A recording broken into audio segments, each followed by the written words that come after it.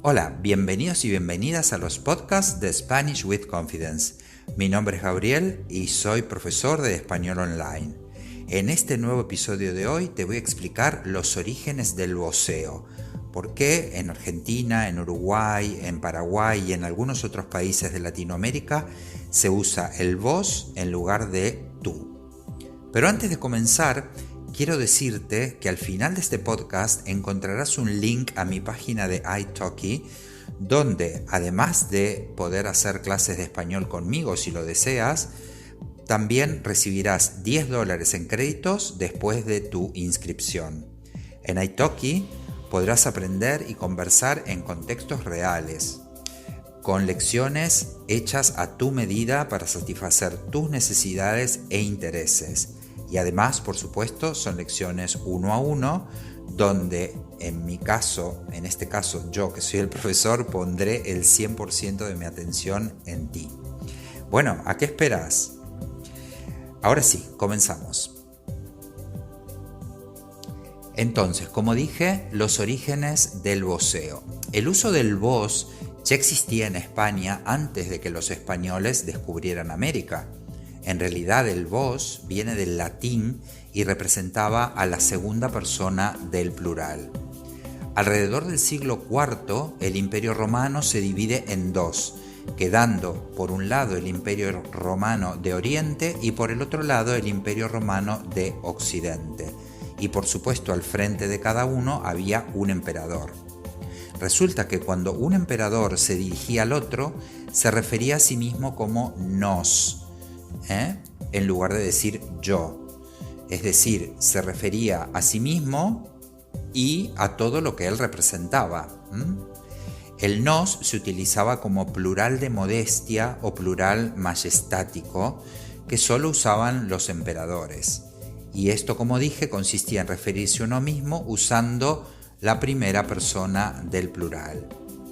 Ahora bien, para responder al nos, se utilizaba el vos del latín, que era una fórmula de mucho respeto. En el siglo XII esta forma vos ya se usaba en España, pero solo en el ámbito de las clases altas y para dignatarios de la iglesia. Entonces tenemos que se utilizaba el tú para referirse a estratos inferiores de la sociedad, es decir, para el trato familiar, cotidiano, con amigos, con gente muy cercana. El vos para estratos superiores como reyes, la nobleza, el clero, etc. Cabe destacar que el vos en este contexto se articula con la forma de la segunda persona del plural. Por ejemplo, vos sois el rey. Con el tiempo, con mucho tiempo, con el paso de los siglos, el vos fue perdiendo importancia y surgió una nueva forma de tratamiento de mucho respeto. Esa forma era vuestra merced. Así tenemos que en un momento dado había 3 fórmulas para referirse a una persona: el tú para el trato entre personas muy cercanas, el vos, el trato de mucho respeto, y esta nueva fórmula o forma vuestra merced, que con el paso de los siglos pasó de ser vuestra merced a vuesarced, busté y finalmente usted, el usted que conocemos hoy en día. Hay una teoría que dice que al caer en desuso la forma vos para referirse a una persona, se necesitaba un tratamiento para referirse a tú más los otros. Y allí parece que nació el vosotros, como segunda persona del plural.